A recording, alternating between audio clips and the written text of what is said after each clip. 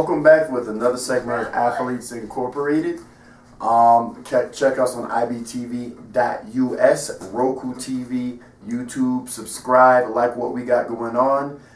It's been a great week of basketball. Harold, what do you have to say? Last night was Game 6 with the Golden State Warriors and Houston Rockets, and they're looking to close out on Monday. Who you got winning, and what's your analysis of the series?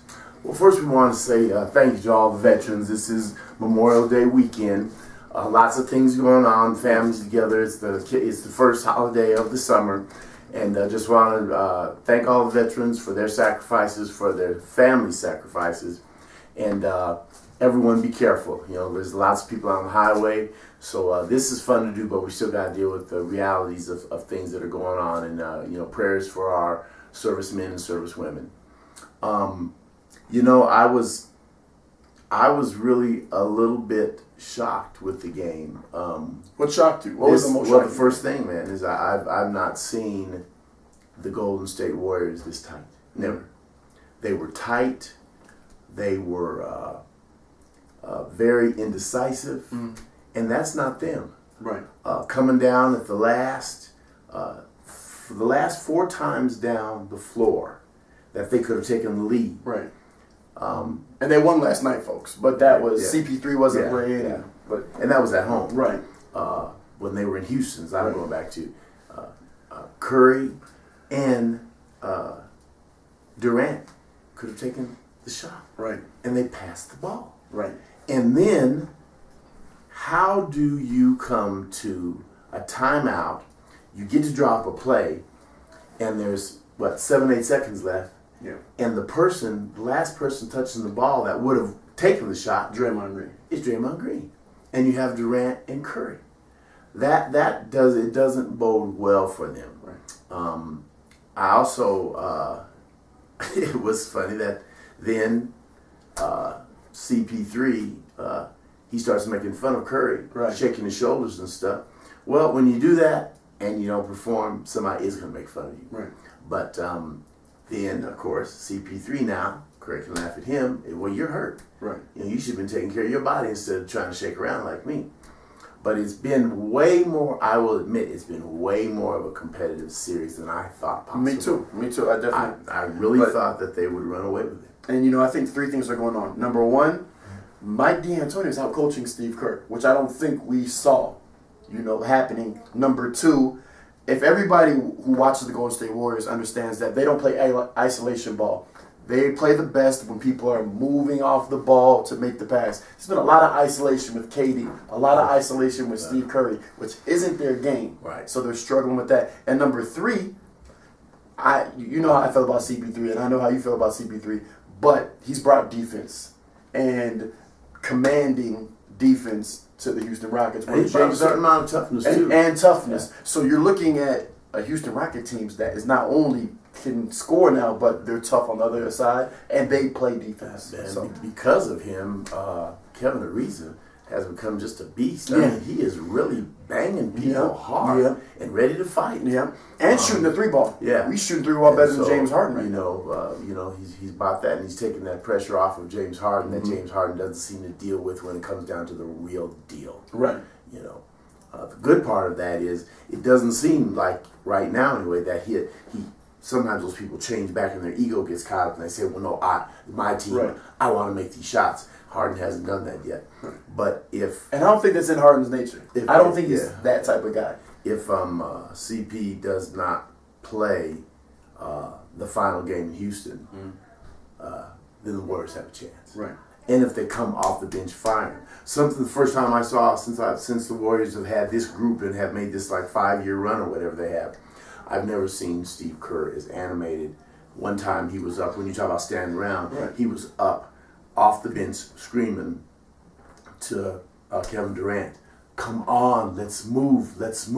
And Durant's walking the ball down, looking at the clock. Now the shot clock is down to 10 seconds, and he's going to go one-on-one. I just don't understand that, folks. It's attack the basket, attack it. Chris Paul said he's going to play Game 7 in Houston. Who do you got winning that game?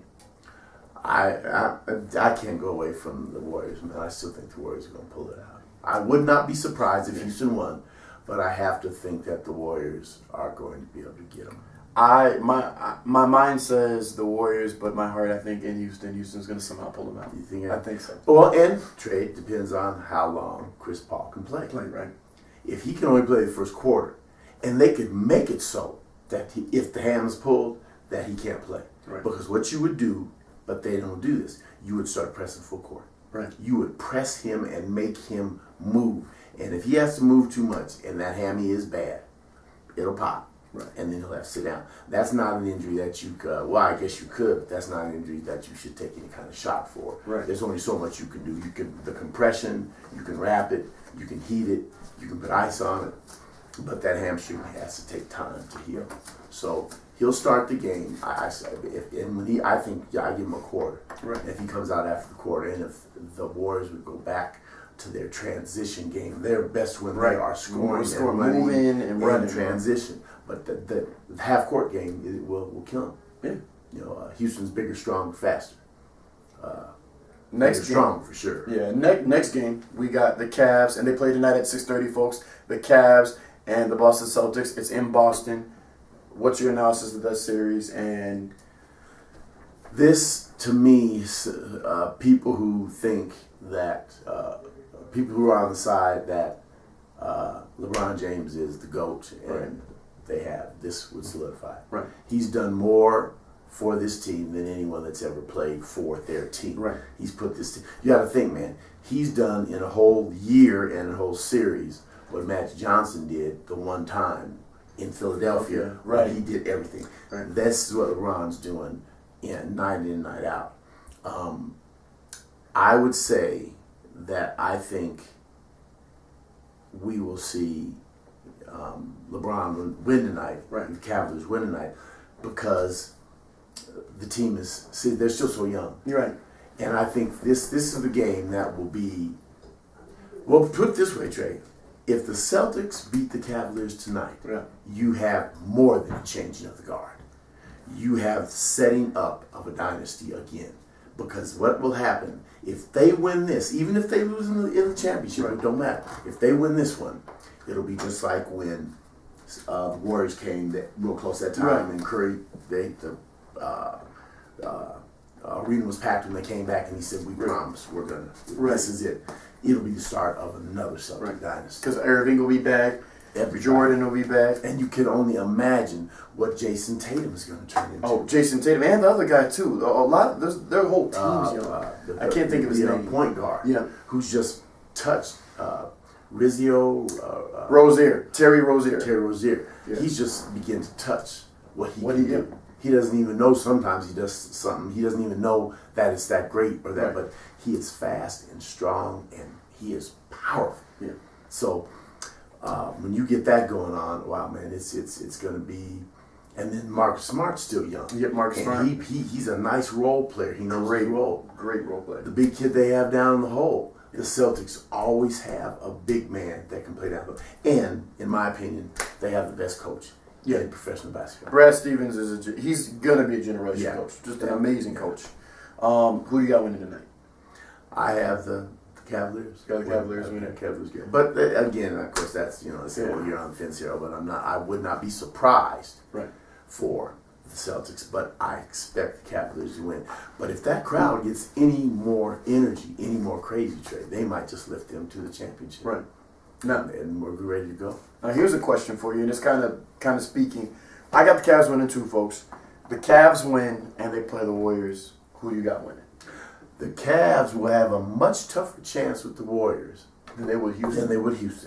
If they play Houston, I could see the Cavs winning that series. And that would mean for me, folks, LeBron James stays, and some other players come to the Cavs. Yeah. Well, you got to think, man, in the next segment we might talk about that more. But where will LeBron James end up? What will his legacy in the end be? And how things will shake out with just today is a pivotal one. Right, exactly. Today. And I actually have a stat, if we can talk about it next segment. I know we're closing up here, folks, but I actually have a really stat that I found and I like. But we're going to close out Remember, comment, subscribe, what we got going on, and we'll see you guys at the next segment.